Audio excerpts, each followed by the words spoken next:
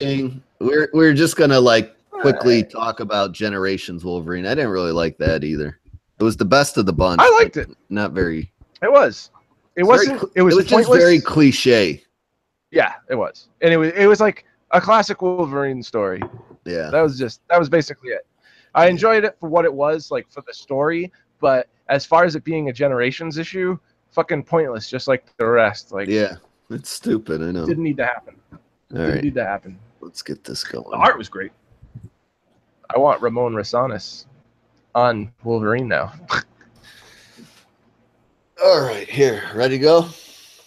Ready to go. Where's my? Where is it? Ultimates.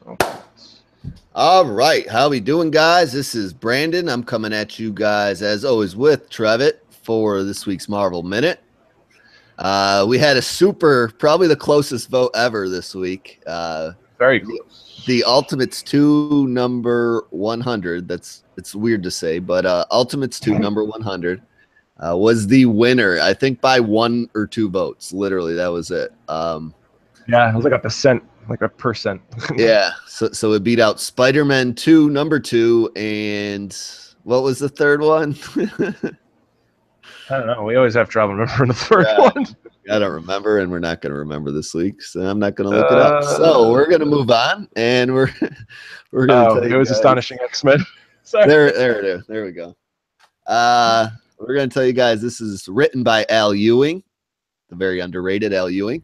And we got an art team that is a mouthful, and I'll probably hit the names with, again, about 35% accuracy, so bear with me here. Travel Foreman, Felipe Andrade, Marco Lorenzana, Scott Hanna, and then we got colorist Dan Brown with Matt Yackey. Jesus. Woo! So that is everybody that had a hand in the art duties on the book. So, of course, a Marvel Comics publication. We're going to get into the blurb here before we spit the bit about the Ultimates 2 number 100. This is a shout out to Reggie here. I'm going to start it off with a 2-sentence song. It struck me. I'm like, oh, this is going to be maybe cool. Probably everybody will hate me like they hate Reggie singing. But when something's strange in the universe, who are you going to call? The Ultimates. When eternity's changed and it don't look good, who are you going to call? The Ultimates. All right. That's good, though. I like Was that cringeworthy or what? Yeah. So, yeah, the rest of the real blurb is, so the Ultimates 2 skipped 91 issues this week. Dropping, from what I can tell, is its final issue of this series with number 100. So how does everything wrap up in this crazy series by the I don't know if this is spelled right. It should be unheralded, not heralded. Unheralded writer Al Ewing. Is this a universe we want to save? Let's discuss. So I'm just going to kick it off here, kind of spoil what we might think of right at the end. But if this is like a series that you haven't been reading, I don't know if I would jump in at the Ultimates 2 number 100. It's a cool idea, but it's definitely not a jumping on point. It's a conclusion, definitely a conclusion. So if it's something that you're super interested in after we're done talking about it and we tell you about it the best we can, I would say you go back and you start where the series started, which was right after Secret Wars ended. You might even want to read some Secret Wars stuff there. And pick it up from the beginning of All New, All Different Marvel. So I read the entire first series, and then I binged the 9 issues leading up to this issue 100 this weekend. And Trevitt binged all of the series yesterday. Yesterday. So 22 issues in 24 hours. So it's most of it is on Marvel Unlimited. If you guys have Marvel Unlimited, I know Jim does, and a bunch of other people out there. That's how they read their Marvel stuff. They have the entire first 12 issues and then the first 3 of this series. So you'd only really have to spend some money on probably 6 or 7 books, really, and that's cheaper than going out to buy 2 or 4 trades or whatever this is made up of. So, if you're interested after we're done talking about it. But do you agree with that stance there? Oh yeah, most definitely. If I wish that I was buying it from the beginning after reading. Yeah. I have some of the single issues, but I stopped getting, because I just cut back on the single issues I was buying, and when I got a tablet, did some digitally, and that was kind of the ones I first made my digital transition to. So I have some random ones in the basement, and then I have the entire series collected digitally, the first one anyway. I've been holding on to the digitals for like since, I don't know, my buddy Eddie told me to check it out, and I was like, okay, so I put it aside, and I've been just like staring at it for months, and I finally got pushed into reading it, and I'm glad I did. Yeah. So again, we're gonna do our best to sum up this issue. It's a lot to talk about and explain here. So the events start with Galactus and his cosmic defenders, quote unquote. So this group of cosmic beings that he's really collected over the course of 22 issues to be on his side, to fight this incoming threat, which we'll discuss here in a minute. But he's with, fuck, I can't remember all their names. I didn't really know. He's with Ego, the Living Planet, who's like in body form. He Ego in the Prime. Previous issues leading up to this, kind of like gifted him this opportunity, and they've become friends after being enemies, because Galactus is also currently the life bringer and not the world eater or world destroyer. He's a sign of hope now and not of destruction. And he's instead of made enemies along this journey, really made some friends of incredible power and strength. So yeah, you want to run down those names there? Because I fucking know them. I read all the issues, but yeah, they're not characters that'll pop up again for a while. So they're not people sticking around or names sticking around in my head. So you got Ego, who's Ego Prime, because Galactus gifted him a body, basically. Gifted him a body, made him grow. You got the Infinaut, who is a traveler through infinity, who was stuck repeating the same process over and over again until Blue Marvel pulled him out. Yeah, that was in the first series too, right? Yeah, that was in the first read series. It all. I'm still piecing the first series together from what we talk about here. But yeah, that was the first at Fenway Park. Before it got the 2 labeled onto it. So this is like pulling together threads from all the entire series. And that was a Civil War tie-in too, because Ulysses was the one who foresaw that he would be coming through at Fenway Park. Yep. And then you have the Psyhawk, which is the psychic manifestation of this old soldier that he's now like a deity for this psychic magical force that certain people can manifest, like that guy. I can't remember his name. Tenson was his name. Tenson. Yeah, from the I want to call them the Thunder. Yeah, I want to call them the Thunderbirds. I don't know why I want to call them the Thunderbirds. But yeah, the troubleshooters. And that's it, and then the Lifebringer Galactus, which was pretty awesome. I love how they made him the Lifebringer with that piece of his ship that he didn't have. And he probably would have been this all along if it wasn't for that piece missing. Yeah, that's the idea that you really get in the beginning of this series, because that's the first mission the Ultimates go on. It's making Galactus from a force of destruction to what he was originally supposed to be from these hints they've gathered, and that's a life bringer, despite what the cosmos and the higher ups in the cosmos think. So then we get a splash page here. It's really kind of just summing up the different threads of the series going on right now. You got the battle between the First Filament and Eternity. You got the different celestials that have been turned evil. You've got Dark Celestials. Those are the You got the events going down on Earth right now of Secret Empire. And then you see basically the Maker with the different entities he's been playing along with, the High Evolutionary. And then again, you get a recap of just narration with Galactus summing this all up of what's going on and where everyone's at. Then we see from the previous issue that his message to the Ultimates did reach them. They got the hint and took transport to confront the Maker and what he's doing right now. The Maker, to sum it up best I can, is separating the walls that divide the multiverse.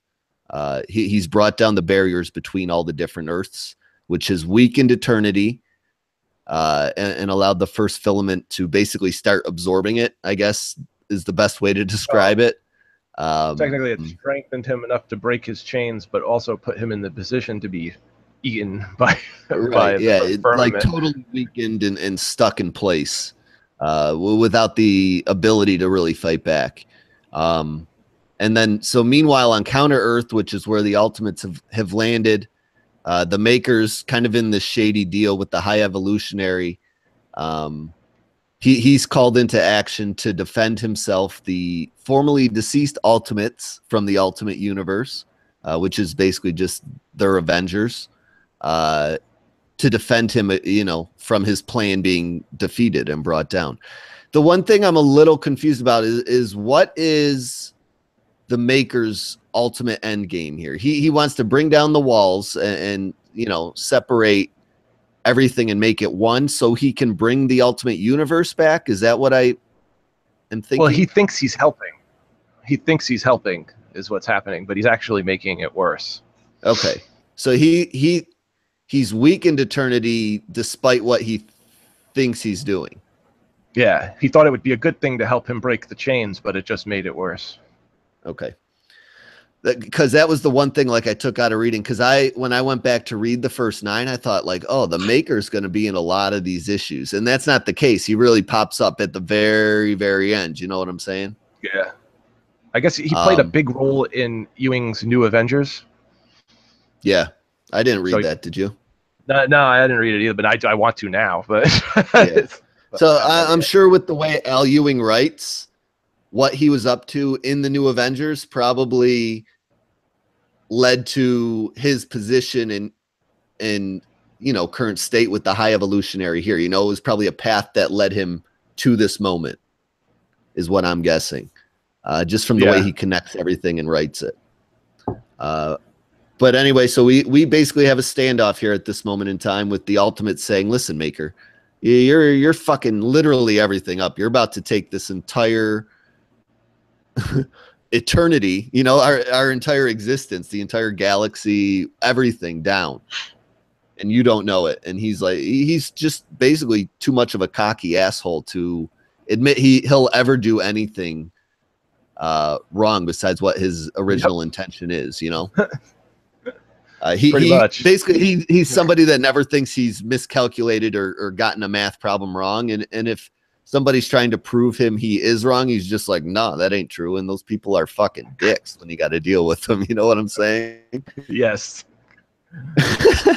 So he sicks the Hulk after the Ultimates. And this Hulk is basically a cannibal.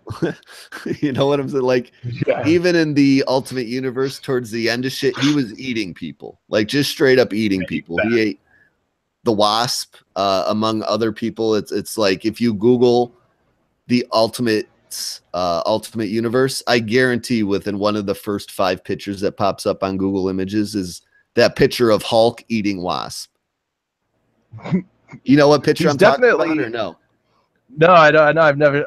Was it from the Millar Ultimates? I've only read the first 12 issues. It's towards the end of that run. It's during Cataclysm, I'm pretty sure.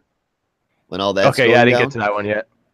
I'm not sure Millar even writes Cataclysm, to be honest with you. No. He wrote the first 2 series, and then Jeff Loeb did a series after that, and then Hickman, and then Humphreys. So yeah, we got all that going down. The Hulk springs into action, claiming, I'm the strongest there is. He has the same catchphrases and things. And Blue Marvel takes offense to that and fucking just uppercuts his ass, knocking him just flat out of the picture. Like, the Hulk is out of the game at this point. Oh, yeah. And Blue Marvel is a badass. Meanwhile, Giant Man, the Ultimate Universe Giant Man, starts like getting memories back and realizing shit is wrong, that he should be dead, while really Iron Man and Captain America have like reversed roles in this situation, because Iron Man's like, hey, why don't we talk this out? Especially after Hulk gets knocked out. yeah, like our heavy hitter just got tossed aside in literally 1 second. So let's discuss things. And Captain America makes a France joke about this A on my head don't stand for France, or you know what I'm saying? Yeah, we don't surrender. That was a funny moment. He's like, talking things out is giving up, and we don't. This A doesn't stand for France. So kind of a low blow at France there. So America steps up to the challenge of Captain America, America Chavez, that is, and they start fighting while Giant Man is distracted with just like memories and shit going. He realizes he should be dead, and Captain Marvel takes that opportunity to give him a left cross to the face. While America Chavez and Captain America kind of are still duking it out, Captain America realizes these people have a little more power than we do. Why don't we hear what they have to say? Also, it helps when he finds out America Chavez's name and team that she is leader of currently is the Ultimates, which is also the name of Captain America's team. So he's like, kind of a Martha moment here, if you will, you know? Yeah. We do the same thing you do. Like, we're the Ultimates. Oh, okay. Yeah. So they was a Martha moment. I don't know if that was kind of like a cheap shot. Because Marvel has made that joke literally 400 times since that movie's come out.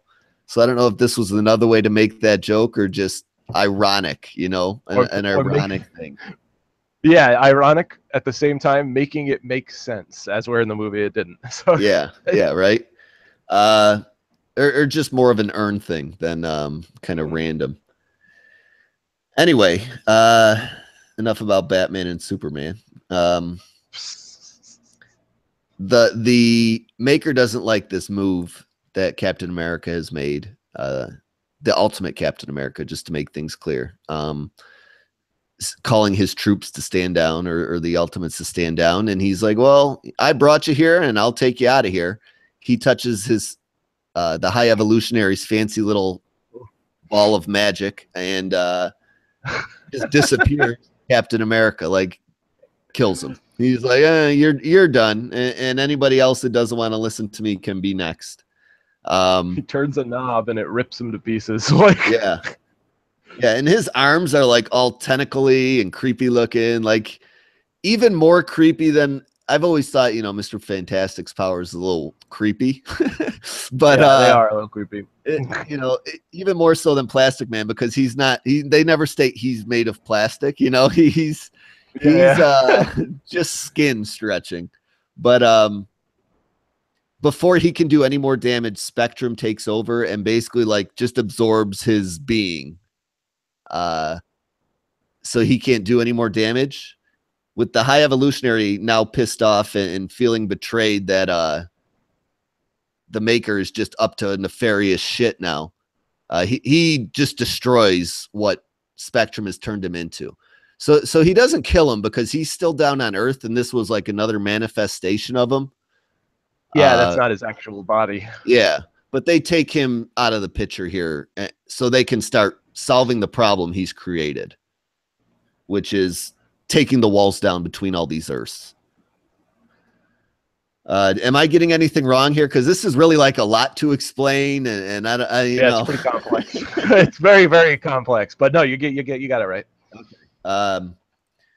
So yeah, the High Evolutionary is basically like at this point. I don't know if this can be fixed. He's really kind of fucked us here.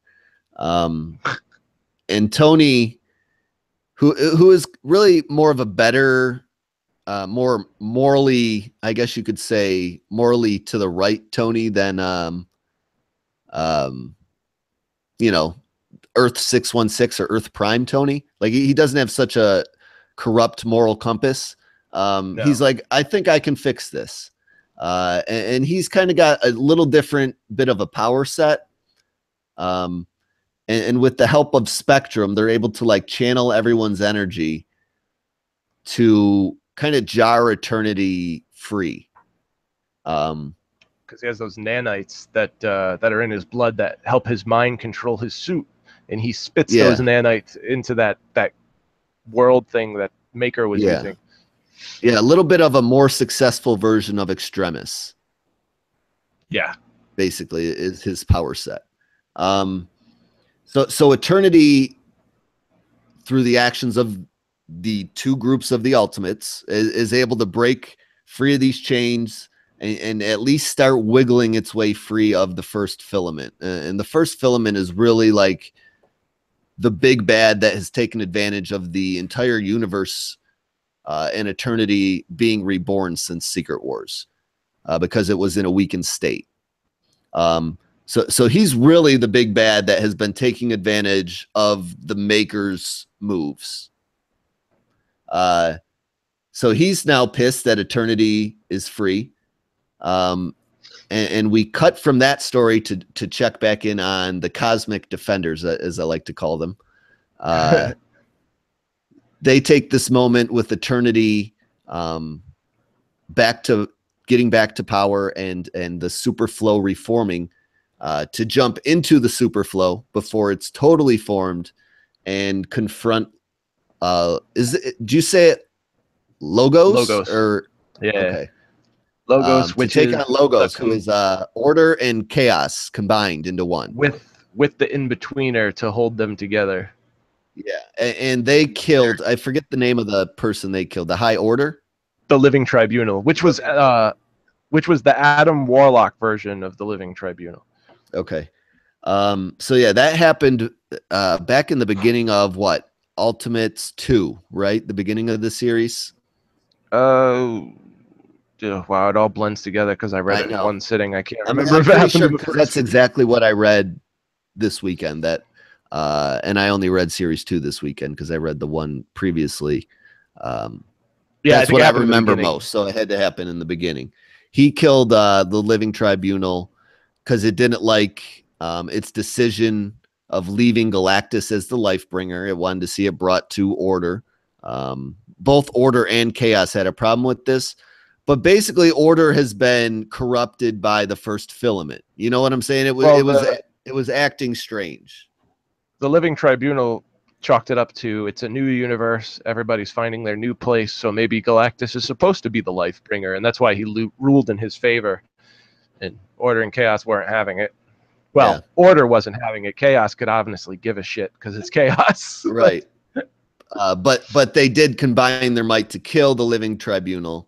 And then basically take its place to form Logos with the in-betweener and make decisions just how it wants and it sees fit. And its first decision was to get rid of fucking Galactus because they think he's a piece of shit as the Lifebringer.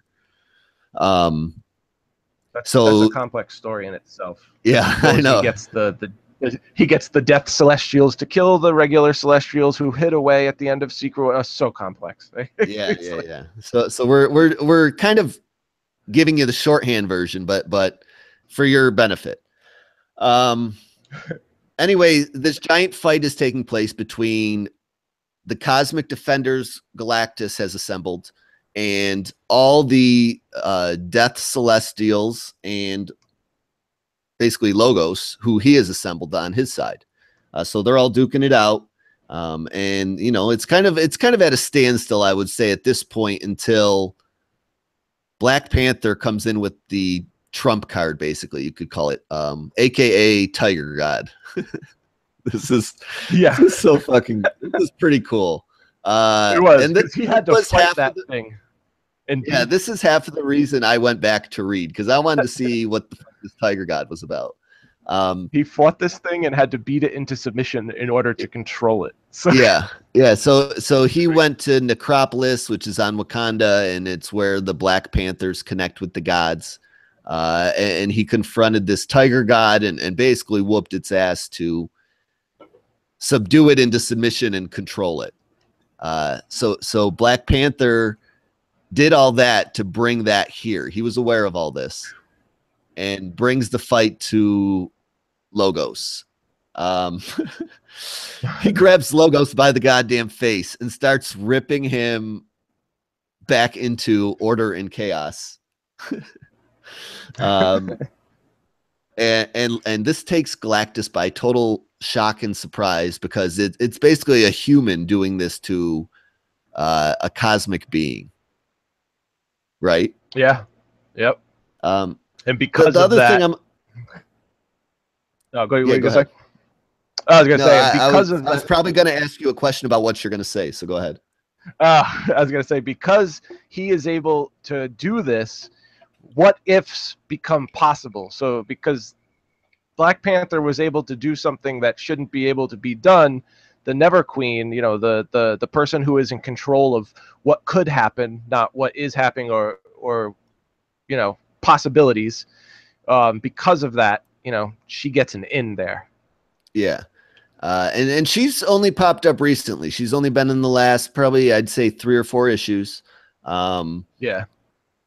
And what happens here is she has saved one of the Celestials from Logos's wrath, from, you know, the beginning of the series, and basically takes this one Celestial to turn it into all the Celestials that were killed, from what I understand, or just new Celestials, a new group of them. It opens it up to make that possible. Yeah, all these what ifs start occurring, and the Celestials then defeat whatever is left of the Death Celestials, which, while Black Panther finishes separating Order and Chaos, so now they're 2 separate entities again, with Chaos being more happy about it than Order, from the looks of it, because he's screaming. He didn't want to do it in the first place. So yeah, this now has Eternity gaining its strength, but the first filament is still like, well, is it firmament? I keep saying filament like it's fucking film. He's like, well, I'll just fucking kill you with my bare hands then. And I forget how not that I forget how it happens. I see how it happens, but is it just through the power of the Ultimates joining together that all these different eternities throughout the ages start popping back up? This is the part I get a little confused on. This has been something that's been going. I think it's been like hinted at throughout the series. Like people could always feel them out there, but they weren't quite sure what it was that they were, like, the presence. They weren't sure what the presence was that they were feeling. Yeah, they kept saying like nothing dies. Like all these little rhymes would keep popping up, like nothing really ever dies. It always returns, and things like that. Yeah.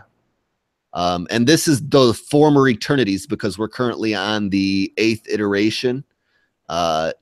Returning or just showing themselves again, like fulfilling the prophecy and coming back to basically use all their power in a group effort to chain up the first filament, whatever the fuck his name is. Infinity. So all the previous eternities and Infinity show up, which we haven't seen Infinity this whole time. So Infinity is the gold one? Yeah, it's Eternity's sister. They are 2 in 1. You know, they're the same person, but at the same time, they're separate. Yeah. So with those actions, with the group actions of all the different eternities and all the shit going on and all the moving parts, basically order is restored back to the current eternity, the 8th iteration, settling everything back down to basically where it was as the series started. Including the powers that Galactus joined forces with. So like Ego goes back to his head form. Order and Chaos are going to be judged by the Living Tribunal, who's returned. And is this still the Adam Warlock version, or? Yeah, it's the Adam Warlock version. So he's come back. I'm so curious about this far shore they talk about, where everything begins, you know, from where like the Big Bang came from. Like that's where all the previous iterations of Eternity came from. That's where they are. I hope we get like another series of this, because it's just incredible. Yeah, it was really good.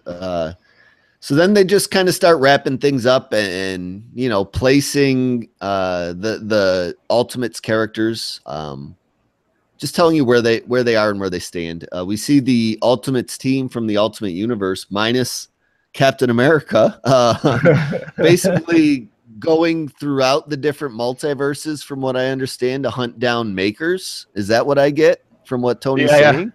That'd be a cool book.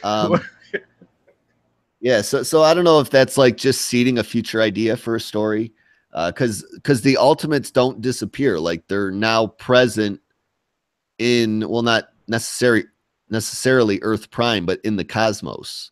Yeah. Galactus basically says, you know, he sends the Ultimates back to where they were and says, you know, maybe our paths will cross again one day. Sends them home, and Black Panther stays in possession of this tiger god. Blue Marvel and Spectrum just continue their relationship they started together. America's fighting things. Captain Marvel's fighting Hydra. And Galactus is still in possession of what was this thing? The Shaper, yes, the ghost of the Shaper. Yeah.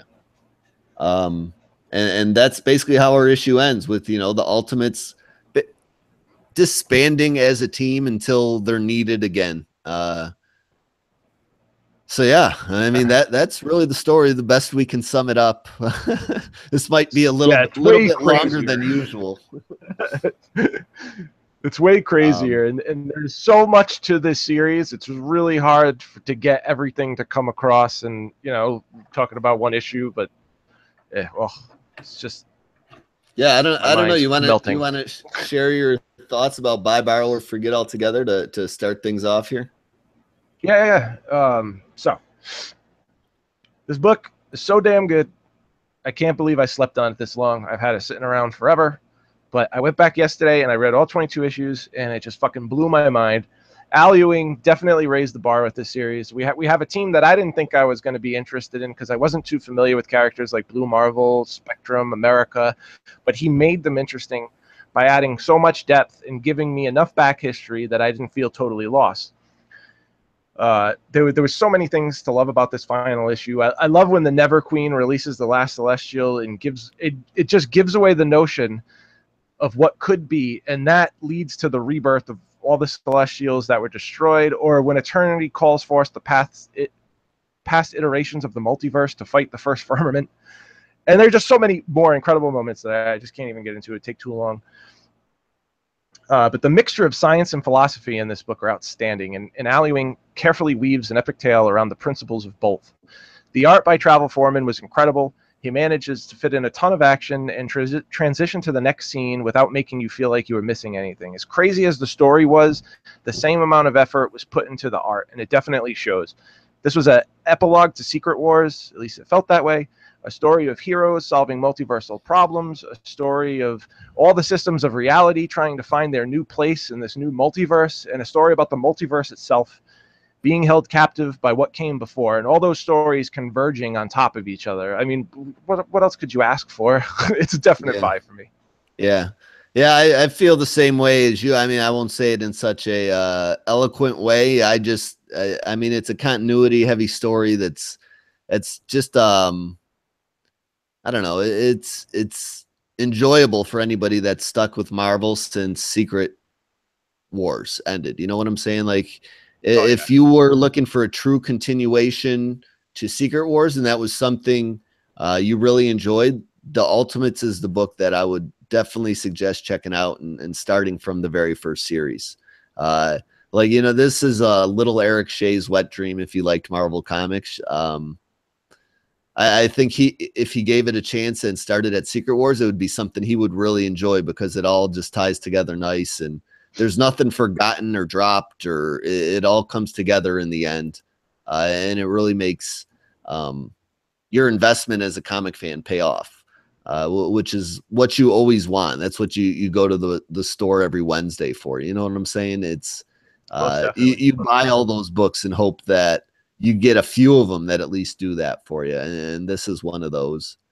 So yeah, it definitely doesn't get all the recognition it deserves at all. It's not like an Eisner Award winning author or anything like that. He's kind of got the Christopher Priest stigma a little bit, like does great stories, but they always end up getting canceled is kind of Al Ewing's thing right now. So I wish they would put him on a more popular character in a bigger book, so he gets a bigger audience and other people can really enjoy the work that he does, because he even connects it to past stories and past continuity.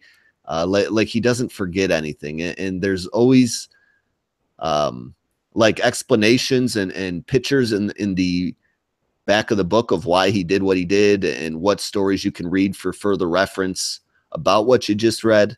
You know, he takes characters, like you said, Blue Marvel and Galactus, for example, like people I should not care about, and makes you like love them. You know what I'm saying? Like gives Galactus dialogue that is interesting, and Blue Marvel, someone who's just a completely overpowered dude, kind of just grounds them a little bit and makes them cool. And Spectrum too. I mean, yeah.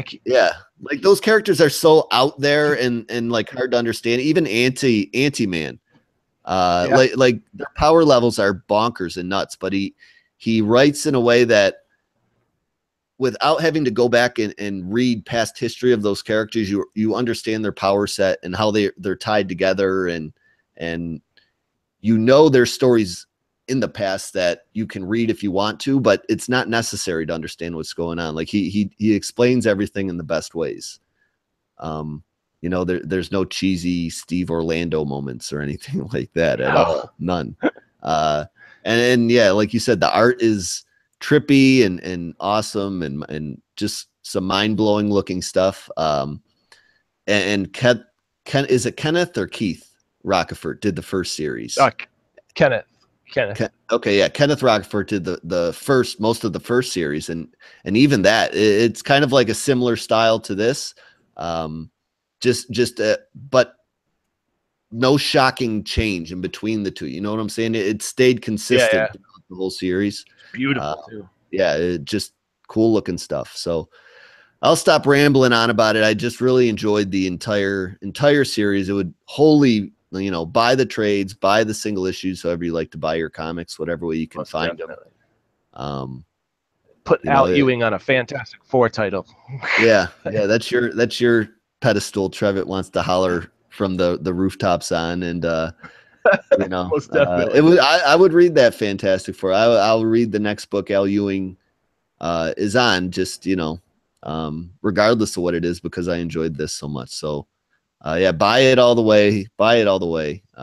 We both agree on it, so unanimous decision there.